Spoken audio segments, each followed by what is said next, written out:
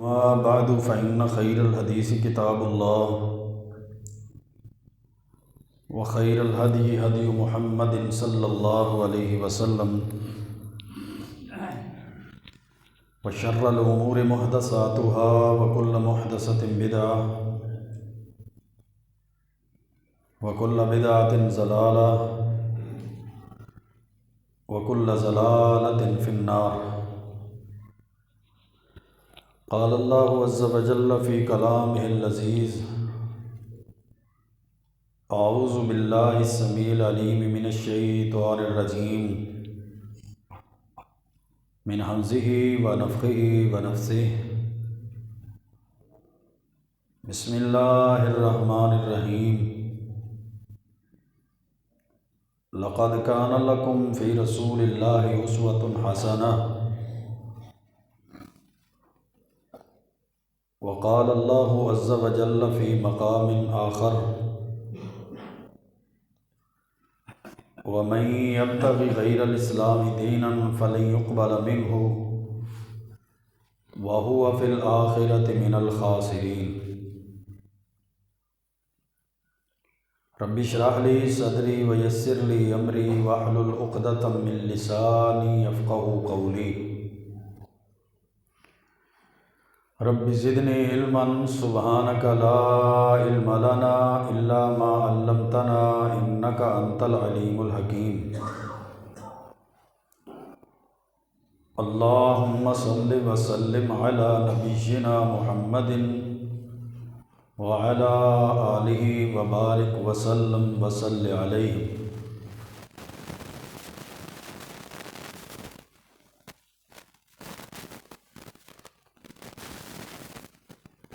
ماہ شعبان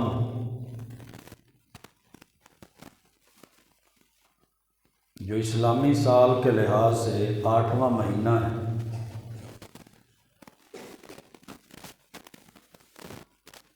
اصلاً تو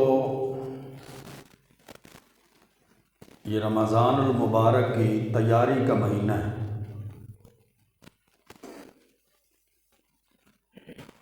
اللہم بلغنا رمضان، یا اللہ ہمیں رمضان تک پہنچا دے.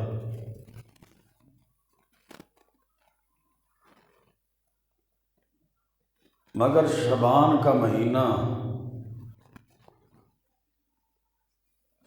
اور اس مہینے کی بھی 15 تاریخ بطور خاص اس کے متعلق معاشرے کے اندر امت مسلمہ کے اندر بہت سی گمراہیاں اور بدعات اور خرافات ہیں.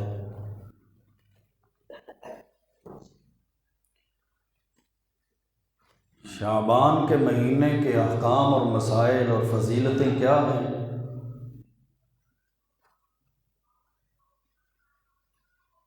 اور اس کے اندر کی جانے والی بدعات اور خرافات کی حقیقت کیا ہے.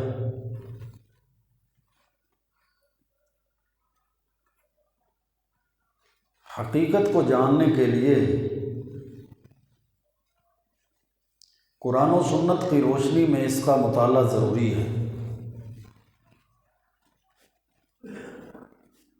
کہ اللہ رب العزت نے اپنے محبوب پیغمبر علیہ الصلوۃ والسلام کی زبان کے ذریعے سے اس مہینے کی کیا فضیلت بیان کی ہے، اور آج کا مسلمان اس فضیلت کو ان مسائل اور احکامات کی پیروی کی بجائے بدعات اور خرافات اور گمراہیوں کا شکار کیوں ہو چکا ہے.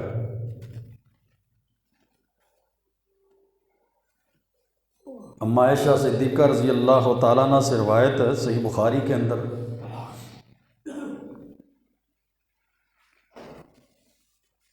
لم یکن النبی صلی اللہ علیہ وسلم یصوم شہرا اکثر من شعبان، کہ پیارے پیغمبر علیہ الصلوۃ والسلام جس مہینے کے کثرت کے ساتھ روزے رکھتے تھے وہ شعبان کا مہینہ ہے۔ فَإِنَّهُ كَانَ يَصُومُ شَعْبَانَ كُلَّهُ، وہ تقریباً پورے شعبان کے روزے رکھتے ہیں، یعنی شعبان کا مہینہ نفلی روزے رکھنے کی وجہ سے فضیلت اور امتیاز والا مہینہ ہے کہ اللہ کے پیارے پیغمبر علیہ الصلوۃ والسلام جس قدر کثرت کے ساتھ نفلی روزے شعبان کے مہینے میں رکھتے تھے اور کسی مہینے میں اتنے روزے نہیں رکھتے تھے۔ اور صحیح مسلم کے اندر حدیث ہے، ام سلمہ رضی اللہ تعالیٰ عنہ فرماتی ہیں، سألت عائشہ رضی اللہ تعالیٰ عنہ عن صیام رسول اللہ، میں نے اماں عائشہ صدیقہ رضی اللہ تعالیٰ عنہ سے اللہ کے رسول صلی اللہ علیہ وسلم کے روزوں کے بارے میں سوال کیا تو وہ فرمانے لگی، کان یصوم حتی نقول قد صام، آپ اس قدر شعبان میں نفلی روزے رکھتے ہیں کہ ہم کہتے کہ ابھی آپ سارے مہینے کے ہی روزے رکھیں، وَيُفْطِرُ حتی نقول قد افطر، اور پھر آپ روزے نہ بھی رکھتے، روزے چھوڑنے شروع کر دیتے، حتیٰ کہ ہم سمجھتے کہ آپ نے اب روزے رکھنے ہی نہیں۔ وَلَمْ أَرَاهُ صَائِمًا مِنْ شَهْرٍ قَطُّ أَكْثَرَ مِنْ صِيَامِهِ مِنْ شَعْبَانَ، میں نے اللہ کے رسول صلی اللہ علیہ وسلم کو شعبان کے مہینے سے زیادہ کسی مہینے میں نفلی روزے رکھتے ہوئے نہیں دیکھا۔ اور جامع ترمذی کے اندر حضرت ام سلمہ رضی اللہ تعالیٰ عنہ سے روایت ہے، وہ فرماتی ہیں، ما رأیت النبی یصوم شہرین متتابعین، میں نے 2 مہینوں کے مسلسل پے در پے روزے رکھتے ہوئے اللہ کے رسول علیہ السلام کو نہیں دیکھا، الا شعبان و رمضان، سوائے شعبان کے اور رمضان کے۔ اب ان تمام احادیث مبارکہ کے اندر جو جامع ترمذی میں ہیں، صحیح مسلم کے اندر ہیں اور صحیح بخاری کے اندر ہیں، صرف شعبان کے روزے رکھنے کا ثبوت ملتا ہے۔ شعبان کی فضیلت میں سے اس فضیلت کا ذکر ان احادیث میں کیا جا رہا ہے کہ اللہ کے رسول علیہ الصلوۃ والسلام کثرت کے ساتھ اس میں روزے رکھتے تھے،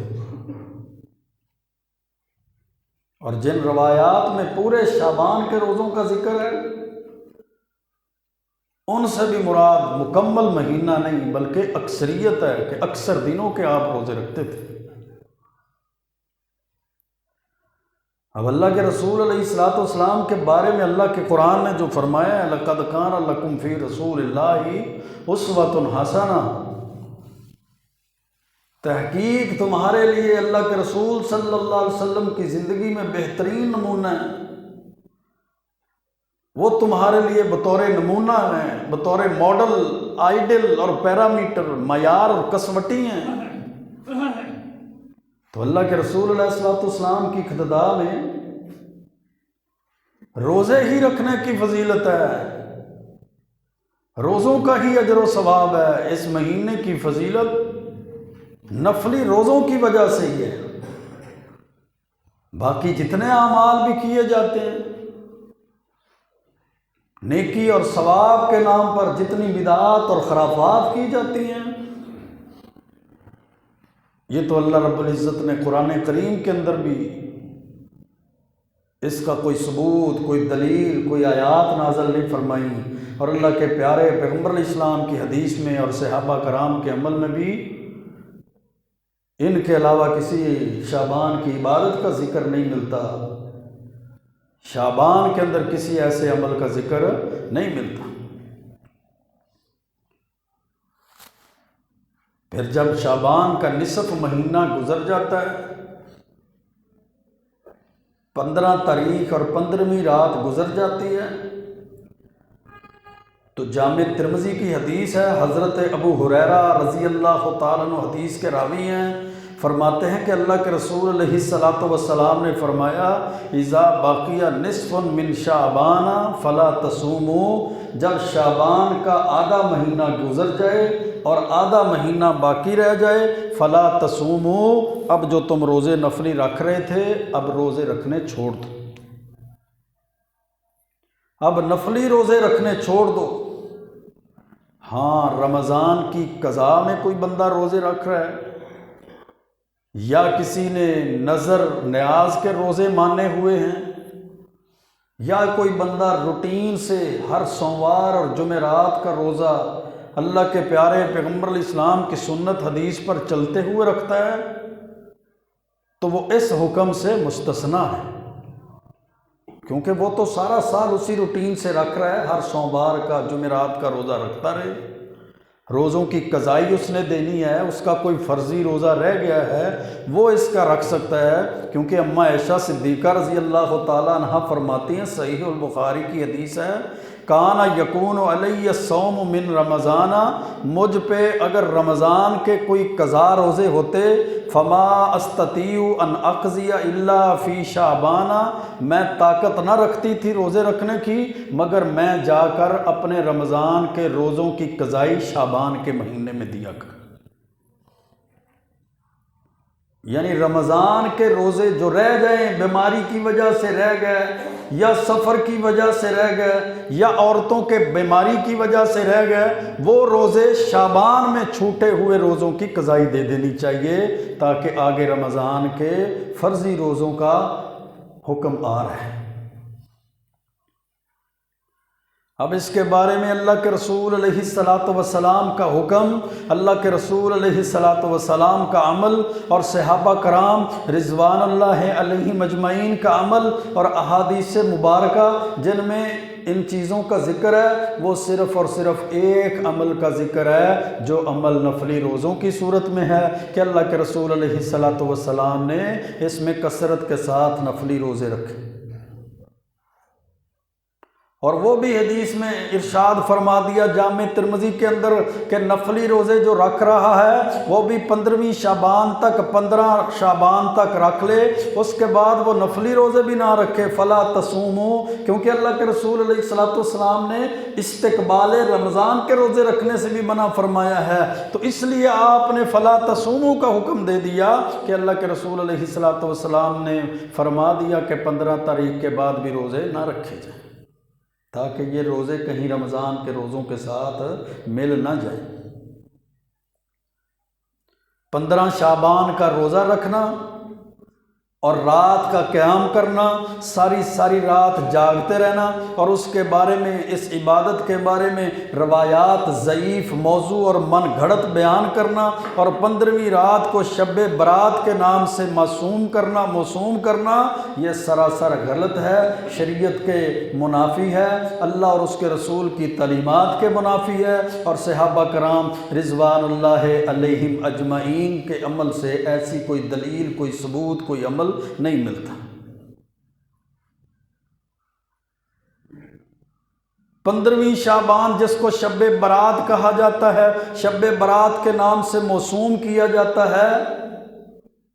اس کے بارے میں جتنی روایات فضائل کی بیان کی جاتی ہیں، وہ ساری کی ساری فضائل کی روایات تو رمضان کے مہینے کے بارے میں ہیں، اور رمضان کے مہینے کی بھی لیلۃ القدر کے بارے میں۔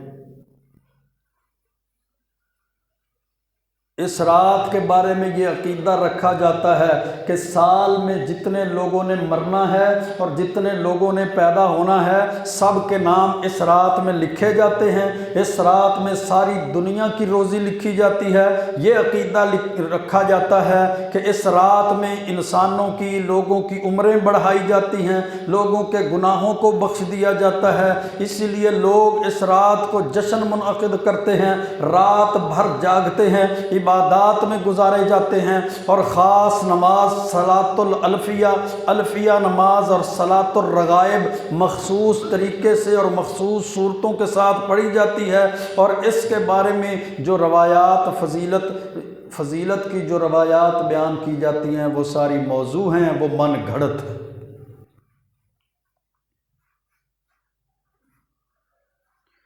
پہلا عمل رات کی عبادت اور اگلے دن کا روزہ، دوسرا عمل رات کے بارے میں عقیدہ رکھنا، روزیوں کا بڑھا دیا جانا یہ عقیدہ رکھنا، عمروں کا بڑھا دیا جانا یہ عقیدہ رکھنا۔ ایک پتا ہے جس نے مرنا ہے اس کا پتا گر جاتا ہے، جس نے اگلے سال پیدا ہونا ہے اس کا پتا لگا دیا جاتا ہے، پھر ہم معافیاں مانگنی شروع کر دیتے ہیں، جی تقدیریں لکھنے والی رات آ رہی ہے، مجھ سے کوئی غلطی ہو گئی ہے تو مجھے معاف کر دیں، میسیجز کرنے شروع کر دیتے ہیں، لوگوں کے ساتھ ملاقات اور رابطے رکھنے شروع کر دیتے ہیں، یعنی گویا ہمارا عقیدہ اور آج کے معاشرے میں اکثریت کا عقیدہ بنا ہوا ہے یہ تو تقدیر لکھی جانے والی رات ہے۔ اسی وجہ سے بہت سے لوگ شب برات اس رات کو قبرستان جاتے ہیں، اس رات کے استقبال کے لیے قبروں کو جناب درست کیا جاتا ہے، قبروں پر مٹی ڈالی جاتی ہے، قبروں کو لیپ کیا جاتا ہے، قبروں میں روشنی اور چراغاں اور موم بتیاں اور دیے جلائے جاتے ہیں، اگربتیاں جلا کر قبرستان کو معطر کیا جاتا ہے، قبروں پر کھانے پینے کی چیزیں تقسیم کی جاتی ہیں، بکھیری جاتی ہیں۔ اور ہندوؤں والا عقیدہ کہ روحیں لوٹتی ہیں، روحیں واپس آتی ہیں، وہ عقیدہ رکھا جاتا ہے کہ اس رات روحیں اپنے گھروں میں چکر لگاتی ہیں، روحیں آتی ہیں، واپس آتی ہیں، دیکھ کر جاتی ہیں۔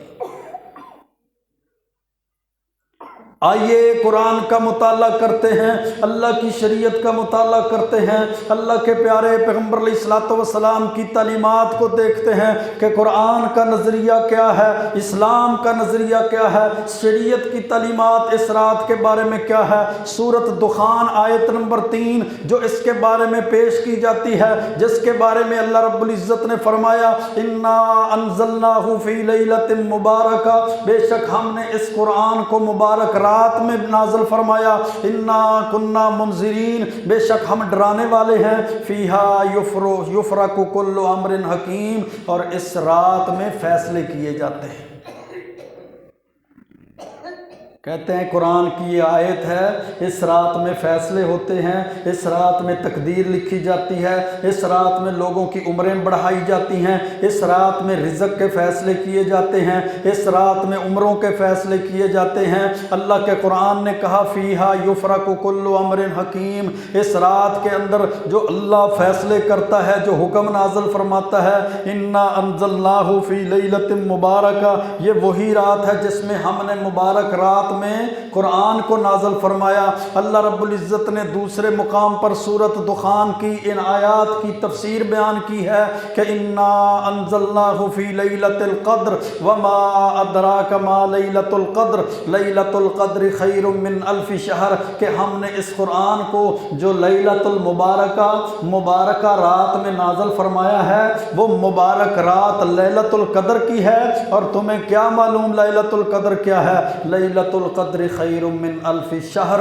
لیلۃ القدر تو 1000 مہینوں کی عبادت سے بہتر۔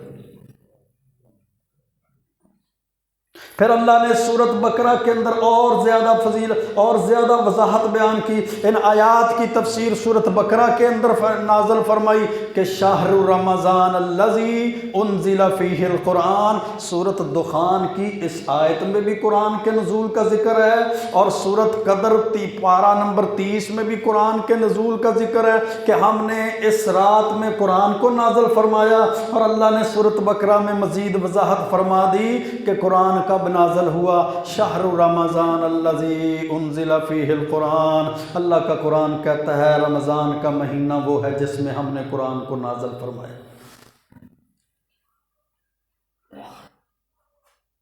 ان آیات مبارکہ سے کیا پتہ چلا؟ لیلۃ المبارکہ سے مراد، لیلۃ القدر سے مراد شب برات نہیں ہے بلکہ شب قدر ہے، اور شب قدر سے مراد لیلۃ القدر، اور لیلۃ القدر کون سی؟ رمضان کے مہینے کی ہے، کیونکہ اللہ رب العزت نے خود وضاحت فرما دی شہر رمضان الذی انزل فیہ القرآن، رمضان کا مہینہ وہ ہے جس میں ہم نے قرآن کو نازل فرمایا ہے، قرآن نازل کیا گیا ہے، وہ قرآن کے نزول والی رات 15 شعبان نہیں ہے بلکہ لیلۃ القدر ہے۔ فیہا یفرق کل امر حکیم، اس میں اللہ جو فیصلے کرتا ہے، تنزل الملائکۃ والروح فیہا باذن ربہم من کل امر، اللہ نے وضاحت فرما دی سورۃ دخان کی اس آیت کی، سورۃ قدر کی آیت میں کہ فرشتے نازل ہوتے ہیں، حضرت جبریل امین اللہ کے حکم کو لے کر نازل ہوتے ہیں، تو فرشتوں کے نزول والی، اللہ کے فیصلوں والی، اللہ کے فیصلے کو لے کر نازل ہونے والے فرشتوں کی نزول والی رات وہ لیلۃ القدر ہے، لیلۃ المبارکہ ہے، وہ شب برات نہیں ہے، وہ رمضان کی رات ہے۔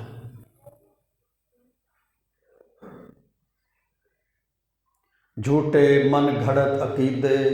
موضوع باتیں، چلتی چلاتی کہانیاں، قصے لوگوں کے عقیدوں کے اندر ڈال دیے جاتے ہیں، لوگوں کے نظریات اور کنسیپٹ کو غلط کر دیا جاتا ہے، اسلام اور اسلام کی تعلیمات سے دور کیا جاتا ہے۔ کہیں یہودیوں والے عقیدے کے روحیں لوٹتی ہیں، پورب جنم ہوتا ہے، یہ دوبارہ انسان کی پیدائش ہوتی ہے۔ کبھی کہا جاتا ہے یہ 15ویں رات کو روحیں قبرستان سے واپس گھروں میں آتی ہیں، اس لیے چراغاں کیا جاتا ہے، اس لیے روشنی کی جاتی ہے۔ اور بعض لوگ تو جہالت کے اندر اتنے لتھڑے ہوئے ہیں کہ گھر کے جس کونے میں جس جگہ پہ میت کو غسل دیا جاتا ہے وہاں 41 دن سوا مہینہ دیا جلا کر رکھتے ہیں۔ یہ جی دیا کیوں جلایا جاتا ہے؟ یہ جی روح آتی ہے واپس، اس کو پتہ چلے جہاں غسل دیا گیا تھا۔ میں نے کہا روح آتی ہے وہ ساری گلیوں بازاروں سے ہوتی ہوئی، سارے قبرستان سے ہوتی گھر تک پہنچ جاتی ہے، تو اس کو یہاں پتہ نہیں چلتا کہ گھر میں کہاں غسل دیا گیا، تاکہ اس کو پتہ چلے، اس کی رہنمائی ہو جائے، اس کو پتہ چلے۔ یہ سارے کے سارے عقیدے تو ہندوؤں کے عقیدے ہیں، اسلام کے عقیدے نہیں ہیں۔ کلا انہا کلمۃ هو قائلها ومن ورائہم برزخ الی یوم یبعثون، سورۃ المومنون ہے، آیت نمبر 100 ہے۔ اللہ رب العزت نے ایسے عقیدوں کا رد فرمایا ہے کہ کلا، ہرگز ایسا عقیدہ درست نہیں ہے کہ روحیں واپس آتی ہیں۔ جمعرات کے دن مولوی صاحب کو کھانا دیا جاتا ہے، یہ جی روح آتی ہے اس لیے اس کا کھانا ہے، جہاں اس نے 7 دن کھا لیا وہاں وہ 8ویں دن بھی کھا لے گا۔ یہ کون سی بات ہے؟ یہ ساری کھانے پینے کی، جیب بھرنے کی اور پیٹ بھرنے کے بہانے ہیں۔ یہ اسلام کے میرے بھائیوں عقیدے اور اسلام کے نظریات نہیں۔ پھر جی ہمیں یہ بتاتے کیوں نہیں ہیں کہ روحوں کو کپڑوں کی ضرورت نہیں ہے، روحوں کو منجی بسترے کی ضرورت نہیں ہے، روحوں کو جناب پگڑی کی ضرورت نہیں ہے، روحوں کو جوتے کی ضرورت نہیں ہے؟ یہ پھر ہمیں مولوی صاحب بتاتے کیوں نہیں ہیں کہ ان کو تو کھانے پینے کی ضرورت نہیں ہے؟ وہ کون بتائے گا جناب جس کے گھر میں ہر جمعرات کو کھانا آئے، طرح طرح کا کھانا، جس کو میت کے دفن کرنے کے بعد، جنازہ پڑھانے کے بعد بہترین سوٹ دیا جائے، بہترین پگ دی جائے، بہترین جوتا دیا جائے، بہترین موسم کے لحاظ سے اس کو بستر دے دیا جائے، بہترین قسم کی رنگین چارپائی دے دی جائے۔ اس کا تو رزق ہی مردوں کے مرنے کے ساتھ لگا ہوا ہے، اس کے تو رزق کا تعلق ہی ان بدعات اور خرافات کے ساتھ لگا ہوا ہے۔ وہ اپنی زبان سے کیسے کہے گا کہ یہ عقیدہ درست نہیں ہے؟ اس کی تو روزی روٹی کا انحصار ہی ان چیزوں کے اوپر ہے۔ اس نے تو دین کو استعمال کیا ہے اپنے پیٹ کے لیے، اس نے تو دین کو استعمال کیا ہے اپنی خواہشات کو پورا کرنے کے لیے، اس نے تو دین کو استعمال کیا ہے اپنی روزی روٹی پہ۔ آتی ہوئی روزی کو کون دھکا دے کر واپس لٹائے گا؟ وہ تو کہے گا بالکل ایک نہیں، 2 سوٹ دینے چاہیے، گرمیوں کا اور سردیوں کا، اور ایک بستر نہیں 2 دینے چاہیے، گرمیوں کے لیے اور سردیوں کے لیے، اور ایک نہیں 2 چارپائیاں دینی چاہیے، ایک اندر بچھانے کے لیے، ایک باہر صحن میں بچھانے کے لیے۔ وہ تو 2 جوتوں کا کہے گا کہ سردیوں والا اور 2، گرمیوں والا اور 2۔ اس نے تو سارے کا سارا سلسلہ اپنی روزی روٹی کا انحصار، اپنی تقدیر مردوں کی کمائی پہ رکھی ہوئی ہے۔ وہ کب دین بتائے گا؟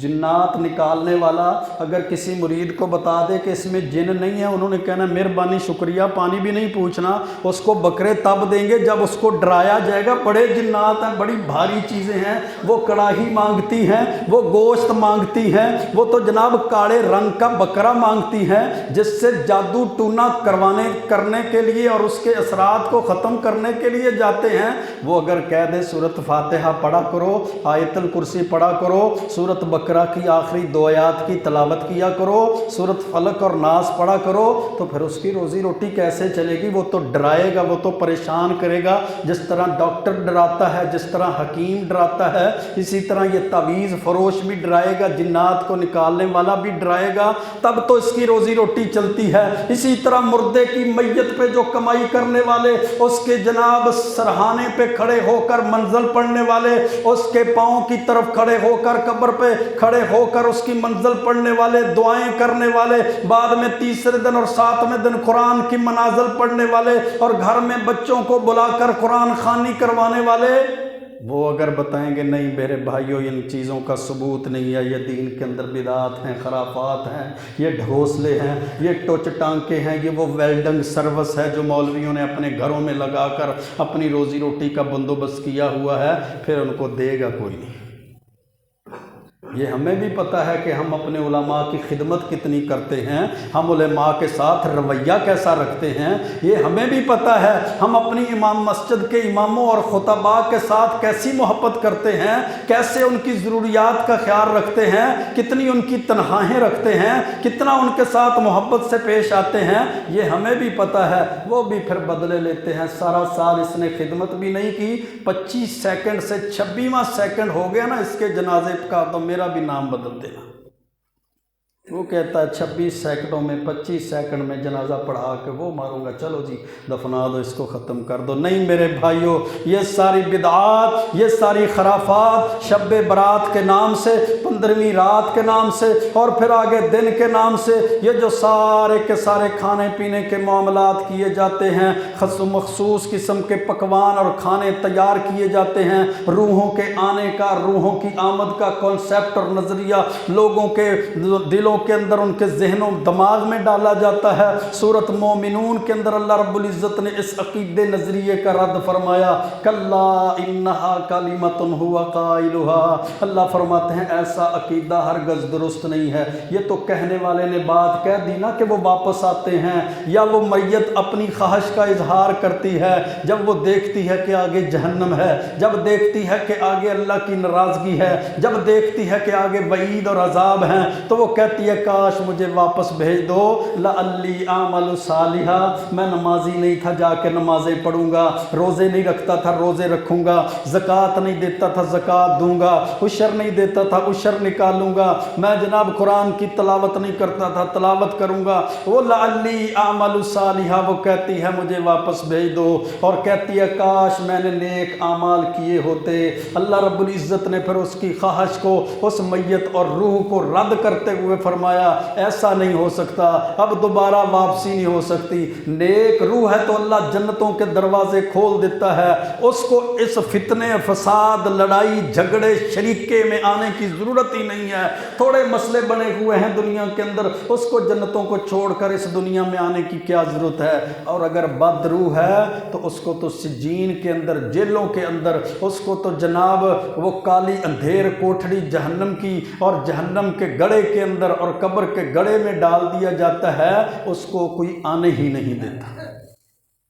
یہاں ہم ہاتھ پہ ہاتھ دھر کے بیٹھے ہوئے ہیں، آج جمعرات ہے، روح کی آمد ہونی ہے، آج شب برات ہے، روحوں نے گھر واپس لوٹنا ہے، آج فلاں کام ہے، ان کو آنے کوئی نہیں دیتا۔ وہ بد روح ہے تو عذاب میں مبتلا ہے، نیک روح ہے تو اللہ کی جنتوں کے اندر ہے۔ اسی لیے اللہ نے فرمایا کلا،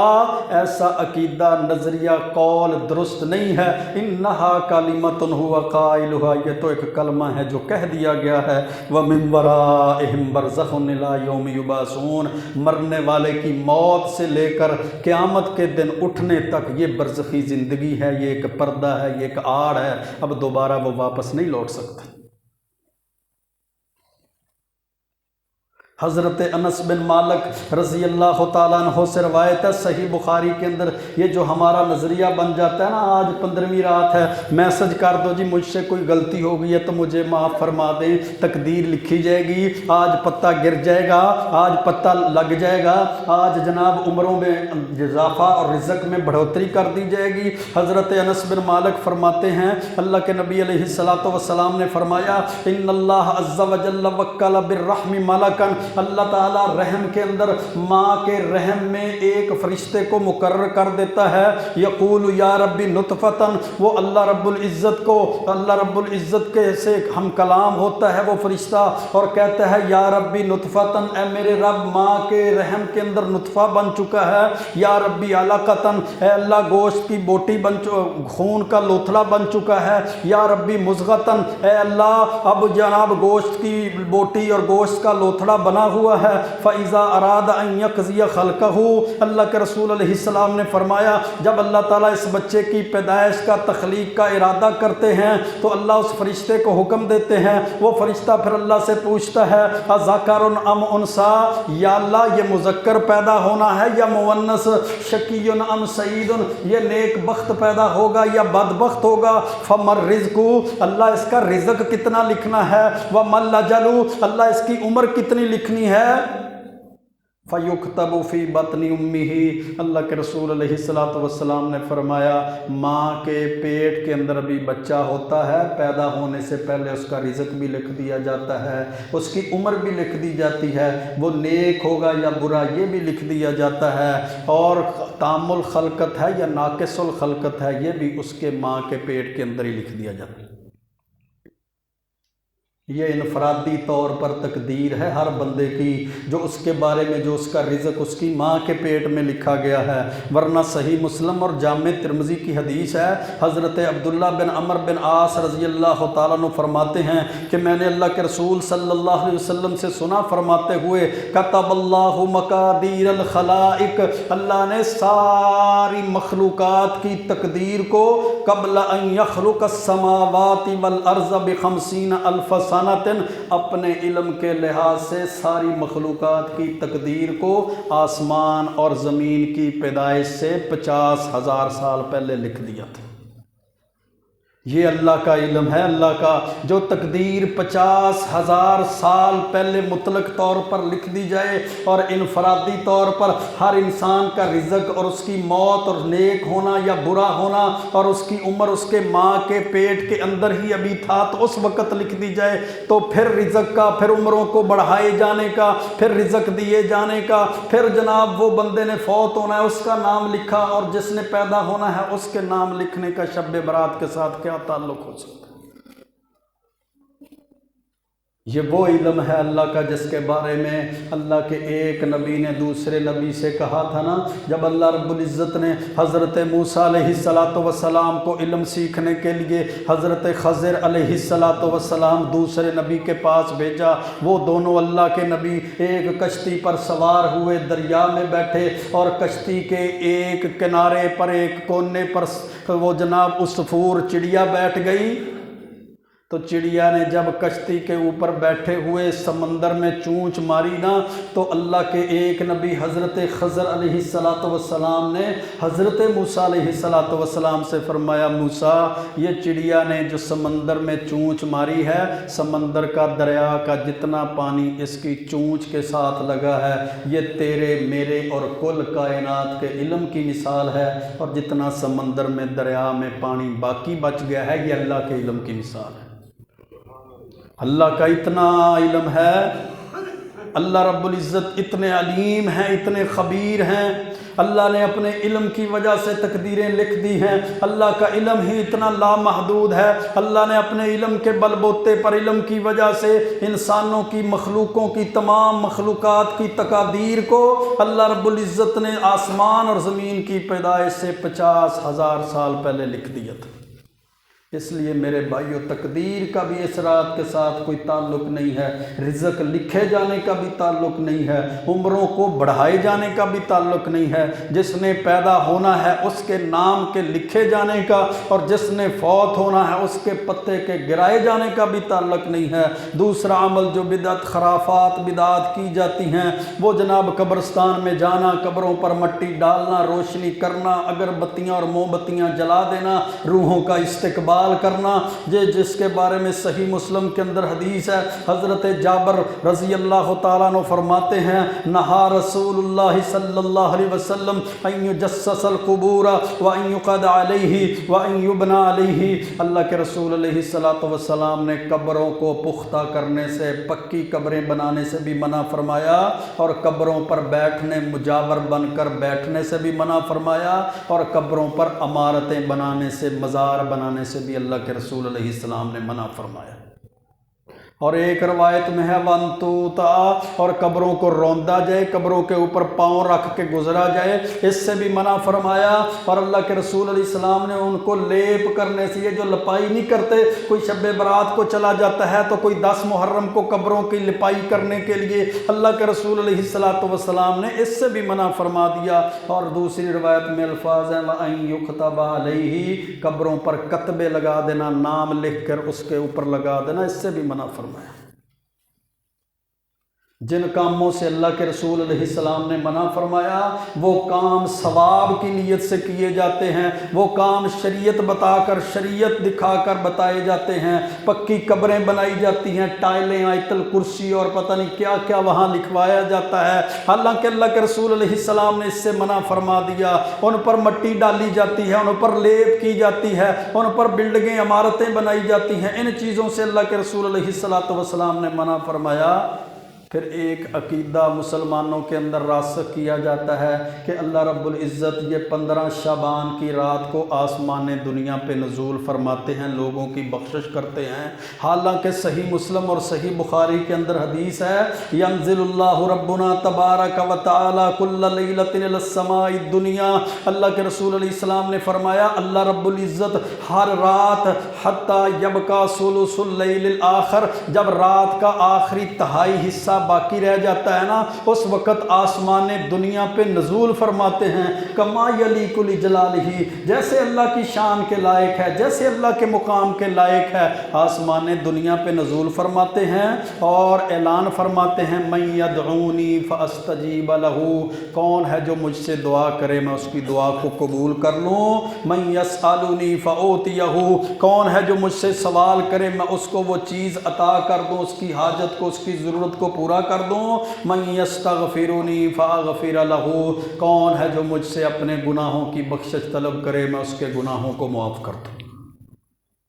अगर शब बरात की फजीलत इस वजह से है कि अल्लाह आसमान दुनिया पे नज़ूल फरमाते हैं और लोगों की माफ़ी का ऐलान करते हैं, तो ये तो फिर हर रात ही ऐलान होता है, ये तो हर रात ही आसमान दुनिया पे अल्लाह रब्बुल इज़्ज़त का नज़ूल होता है। तो फिर तो हर रात ही इस नज़रिए से इबादत करनी चाहिए कि अल्लाह रब्बुल इज़्ज़त का नज़ूल है, अल्लाह आसमान दुनिया पे नज़ूल फरमा के लोगों की माफ़ी का ऐलान करते हैं। क्योंकि सही मुस्लिम, सही बुखारी की हदीस में अल्लाह के रसूल इस्लाम ने फरमाया, कुल्ला लैलतिन इलस समाई दुनिया, अल्लाह रब्बुल इज़्ज़त का नज़ूल हर रात आसमान दुनिया पे होता है।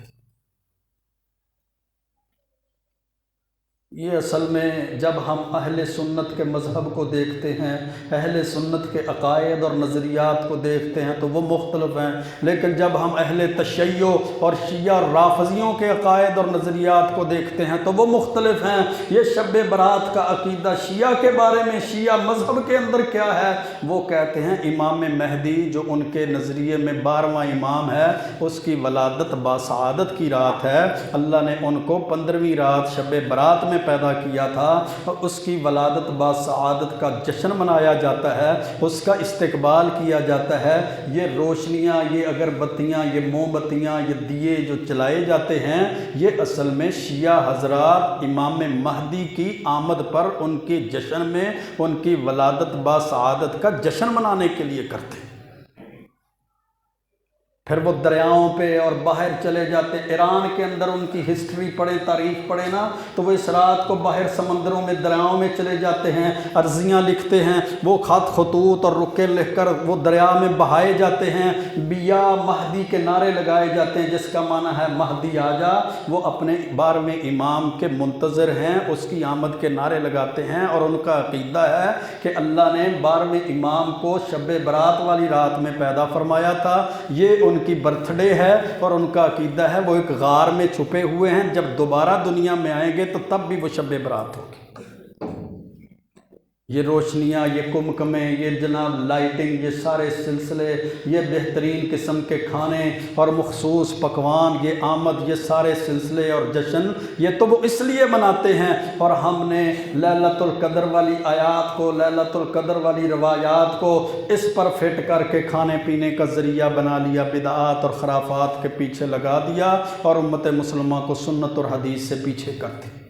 نہیں میرے بھائیو، امت مسلمہ کی، میری، آپ کی، سب کی بقا قرآن و سنت کے اندر ہے، اسلام کے اندر ہے، دین کے اندر ہے، اسلام کی تعلیمات کے اندر ہے۔ اسلام کی تعلیمات کے مطابق عمل کیا جائے گا، زندگی گزاری جائے گی تو کامیاب ہے، نجات ہے۔ اگر اسلام کو چھوڑ دیا جائے گا، قرآن و سنت کو چھوڑ دیا جائے گا، اللہ کے رسول صلی اللہ علیہ وسلم کے راستے تعلیمات کو چھوڑ دیا جائے گا، تو پھر کامیابی نہیں ہے۔ اللہ کے قرآن نے بھی فرمایا تھا وَمَن يَبْتَغِ غیر الاسلام دینا فلن يقبل منہ، جو اسلام کو چھوڑ کر کسی اور دین کے اندر اپنی کامیابی تلاش کرے گا، فلن يقبل منہ، اس کا کوئی عمل قبول نہیں کیا جائے گا، وَهُوَ فِي الْآخِرَةِ مِنَ الْخَاسِرِينَ، اور وہ بندہ آخرت میں خسارہ پانے والے لوگوں میں سے ہو جائے گا۔ آئیے میرے بھائیو، اسلام کی طرف لوٹتے ہیں، قرآن و سنت کی طرف رجوع کرتے ہیں۔ یقیناً اللہ نے دنیا آخرت کی کامیابی اسی کے اندر رکھی ہے۔ اللہ سے دعا ہے اللہ ہمیں اسلام کی تعلیمات کے مطابق زندگی گزارنے کی توفیق عطا فرمائے۔ وَأَقُولُ قَوْلِي هَذَا أَسْتَغْفِرُ اللَّهَ لِي وَلَكُمْ وَلِسَائِرِ الْمُسْلِمِينَ۔